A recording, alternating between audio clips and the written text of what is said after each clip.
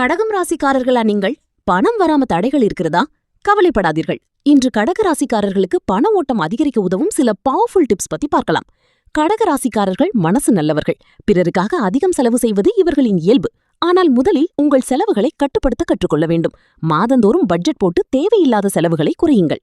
இரண்டாவது, வீட்டின் வடகிழக்கு பகுதியை சுத்தமாக வைத்திருங்கள். தினமும் காலை அல்லது மாலை ஒரு தீபம் ஏற்றுங்கள். இது பாசிட்டிவ் எனர்ஜியை அதிகரிக்கும். மூன்றாவது, திங்கட்கிழமை வெள்ளை நிற ஆடை அணிவது நல்லது.